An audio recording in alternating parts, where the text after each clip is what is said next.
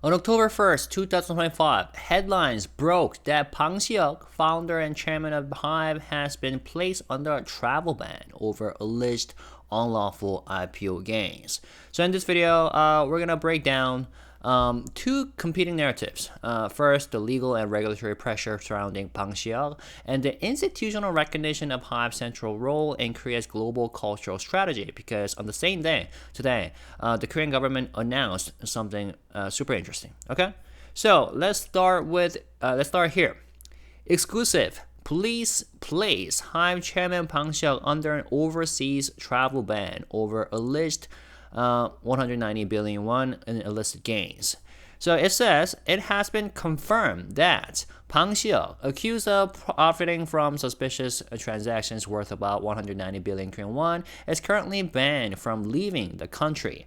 According to MBN's coverage, so MBN is a Korean media agency that first broke the story with an exclusive piece. So according to their coverage, the Seoul Metropolitan Police Agency's Financial Crimes Unit imposed a ban on Bang Si-hyuk under suspicions of violating the Capital Markets Act. The measure reportedly, check this out. Here's something interesting. The measure reportedly took effect on August 11th, the day Bang Si-hyuk returned to Korea. And then virtually every Korean media agency ran the same article at almost the same time. Just the ones I saw alone are more than 80. Okay, so here are 36, here are 36, and then just on and on and on and on. Same headlines, same contents. Not much content inside though. I feel like this is like one of the easiest jobs for Korean journalists nowadays is to report on Bang Si-hyuk because like the content is the same. The only thing that changes is the title and occasionally photos. You know what I'm saying? Anyways, and also, every outlet essentially copied the same skeleton story. Bang Si-hyuk, 1.9 trillion Korean won. Actually, no, not 1.9. 190 billion Korean won, unlawful profit, travel ban, police investigation, on and on and on. So this is basically boilerplate reporting that doesn't add new facts besides the timing. Now, let's talk about the comments. The comments under the exclusive article. This person wrote things like, "Thank you for bringing up this important news," or actually this 좋은 기사, good news reporter. But looking closer, it's clear that the same user has been going around leaving hostile comments under every Bang Si-hyuk related article, like "How many people did you scam to get here? LOL, your life is nothing but betrayal." Meanwhile, that person goes to New진's articles and leave cheerful notes like "뉴진스 사랑해 화이팅, 항상 건강하자. Newjeans, we love you. Stay healthy and keep fighting." And under Minijin article, check this out. It's CEO Min. "Thank you for all your hard work. We support you." So it's super obvious who benefits the most from all this negative noise around Bang Si-hyuk. And this is funny because all the top comments, if you look at their comment history, the pattern is the same. This guy, MECC something. Bang Si-hyuk, Bang Si-hyuk, Bang Si-hyuk. And then, this guy, the same. YUKK, we are familiar with this particular user, right? Chasing after Bang Si-hyuk, and occasionally comments on under News's articles and Minijin articles. Same here. Anyways, it's super obvious. Now, another interesting detail lies in the content of today's reports. Like I mentioned, it says this travel ban was imposed back on August 11th when Bang Si-hyuk returned to Korea. But in a September 22nd article, which we have talked about, police had officially said Bang Si-hyuk. So here's the article. Official police, Bang Si-hyuk under second questioning over the illegal transaction allegations, cannot comment on travel ban. The Seoul Metropolitan Police told the press, "We began questioning Bang Si-hyuk as a suspect from 10 a.m. today. We are analyzing seized materials and questioning related parties. There are points to be confirmed, so we are proceeding with the second round of questioning." And that questioning turned out to be a 12-hour-long second round questioning, right? As we have talked about. But, the article said, when asked about whether a travel ban had been requested, they said, "We cannot answer that." So that suggested either A, they wanted to keep it confidential, or B, they had not yet finalized the decision. But today, October 1st, outlets are reporting that the exit ban, travel ban, was indeed already imposed on August 11th, the day Bang Si-hyuk returned to Korea. So if true, this means that the police deliberately withheld that information from the press 9 days ago. It could also mean that the leak came from somewhere outside the police, and the synchronized coverage across 80-plus outlets suggests a coordinated media push rather than a slow investigative drip. You know what I'm saying? Now, on the same day, we also see an article like this. So not every Korean media agency is copying and pasting the same content. So this particular Korean media agency wrote this article. Amid suspicions, HYBE's IPO was a success. Focusing only on Bang Si-hyuk's profits is a distortion of the real story. By Daily Korea. So this article argues that the allegations against Bang Si-hyuk over HYBE's IPO are misleading because they focus only on the profits while ignoring the massive risk he took. HYBE's path to going public was fraught with uncertainty, they say. Reliance on BTS, investors pulling out, failed attempts to bring in global capital, and the disruption of COVID. And the IPO succeeded only after Weavers and Dynamite boosted confidence. And the article says, Bang Si-hyuk had agreed to strict conditions with private equity investors, including a put option that would have forced him to cover huge losses if the IPO failed. After the successful IPO, he shared profits with those investors, paid heavy taxes, and reinvested into HYBE. And it says, industry voices say portraying this as fraud oversimplifies the reality. It was a high-risk, high-reward process, and ignoring the risk side distorts the essence of how capital markets work. Interestingly, unlike in the early days when this whole thing became first an issue, multiple Korean media agencies nowadays are publishing a lot more serialized articles digging into the finer details of the IPO case. So, for example, this one is titled Bang Si-hyuk IPO Controversy Fact Check Number 1, and that's in a bracket, implying that this is going to be a series. Deceived versus profited, the real story behind pre-IPO share sales, something like that, by Straight News. How about this one? Also in a bracket, Bang Si-hyuk's alleged unjust gains, issue number 1, risk sharing, not deception, a win-win deal with no victims, by News Today. Another one, Bang Si-hyuk and the private equity funds, 1, also in a bracket, BTS unexpected global rise flips HYBE's IPO fortunes, by Blotter. So all three pieces argue that the regulators' framing of Bang Si-hyuk as having deceived investors for illicit gain oversimplifies the reality. That is, investors weren't victims. Early backers like LB, Legend, Alphenrout all made huge profits. Alphenrout, maybe that's misspelled. Anyways. And their sales were driven by their own fund cycles and redemption pressures, and not Bang Si-hyuk's words. And Stig and Easton particularly demanded downside protection, that is, put options, and upside sharing. Bang Si-hyuk accepted at great personal risk. What else? No financial harm was done. Every investor profited, HYBE secured growth capital, and Bang Si-hyuk reinvested most of his own gains into the company after paying taxes and after buying the real estate in LA for business purposes. And the IPO was uncertain at the time. Why? Because BTS enlistment risk was there, and there were weak early financials, and COVID-19 era uncertainty meant IPO success was far from guaranteed. And we have already talked about all these earlier, like when the issue first broke, like 2 months ago or something, right, on our channel. And I made a few videos about it, so go check them out if you are interested and if you are still unclear of what really happened back then.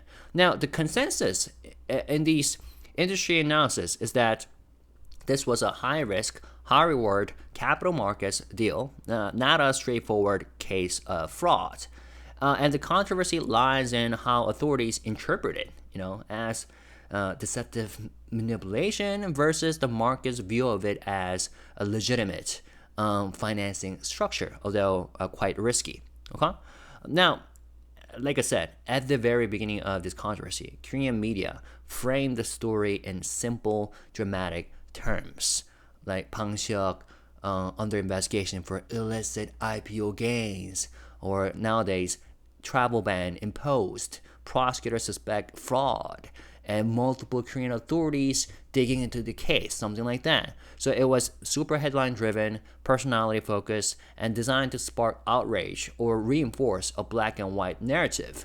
Well, that's still the case, painting Bang Si-hyuk as the manipulator and regulator as watchdogs. But now, I guess the tone has changed a bit, with these articles. Instead of just recycling the same fraud suspicion headlines, outlets are running deep dive, serialized pieces that dissect the mechanics of HYBE's IPO, like investor exits, put option contracts, and earnout structures, market risk conditions at the time, and how the funding environment evolved between 2017 and 2020 before the IPO. And they're talking about like LP redemption pressures, like the Lime scandal fallout, and Vision Fund due diligence failures. Details that only insiders or financial journalists usually bother with. In the beginning, it was only what were the names of those media agencies? Deal Site and The Bell, whose articles I've used to make the videos, right? Relevant videos. So you might ask, why the shift? Why the shift in tone? There might be a few reasons. First of all, like narrative fatigue. So after weeks, if not months, of Bang Si-hyuk under investigation stories, the public already knows, the broad accusation, right? So to keep readers engaged, maybe media need to offer new angles, which means unpacking the technical side. And the initial coverage leaned heavily on the regulators' framing, right? But as industry voices pushed back, highlighting that investors profited, in fact, and there were no quote-unquote victims, and contracts were investor-driven, and no one was harmed. Journalists, maybe the Korean media journalists, now feel pressure to present the other side. And there's also an institutional stakes, right? Because this case isn't just about HYBE. It touches on how Korea's capital market handles high-risk industries like entertainment. And the outcome, perhaps, potentially, could set precedents for disclosure standards and private equity practices. So that raises the story's importance beyond just, this celebrity scandal into financial policy territory. And perhaps, pro-HYBE or at least pro-Bang Si-hyuk voices are potentially feeding details to reporters. Because, the sudden surge of fact checks and case study style articles suggest that the quote-unquote fraud framing is no longer unchallenged in the media ecosystem. And it's not inherently bad for different sides to feed information to journalists. That's how most contested stories evolve. One side pushes a narrative, the other side counters with its own information, and the media environment becomes more pluralistic. In fact, the deeper reporting you're now seeing, the fact checks, the detailed breakdowns of IPO mechanics, often happens because one side decides to provide information or documents or background. something like that. Because without that, the story might remain shallow and super one-sided, just like what happened 2 months ago. Some might say maybe this is too late. On the other hand, it could become problematic if the information flow is unbalanced or manipulative. If reporters rely too heavily on one faction's leaks without leaks or information provision without independent verification, the press could risk becoming a proxy in this case rather than serving the public interest, and that could distort reality as much as the original headlines did. So the ethical issue isn't the existence of a quote-unquote PR war itself, if there is one. That's almost inevitable in high-stakes corporate and legal disputes like this. But the real question is, are journalists maintaining independence, verifying claims, and presenting multiple perspectives? Or are they passively amplifying whichever side shouts the loudest? If the former, the competition of narratives can, actually benefit readers by surfacing hidden details. And I've been reading all sorts of articles, including those written by writers who seem to hate Bang Si-hyuk. But the thing is, like these serialized articles and fact-checking articles, they provide the entire landscape of information, right? But mostly, especially the ones who are like clearly attacking Bang Si-hyuk and HYBE, they are just one-sided. They don't go deep into the fact-checking or details. So I'm like, once again, it is super clear who benefits the most from all these noises. You know what I'm saying? So overall, I feel like the result is a much more nuanced press environment. Instead of treating it like a corruption scandal in isolation, the IPO is being re-examined as a case study in risk, reward, and how Korean capital markets actually function. Although, based on today's incident, it's clear that Bang Si-hyuk is still being loved as like an idol for Korean journalists.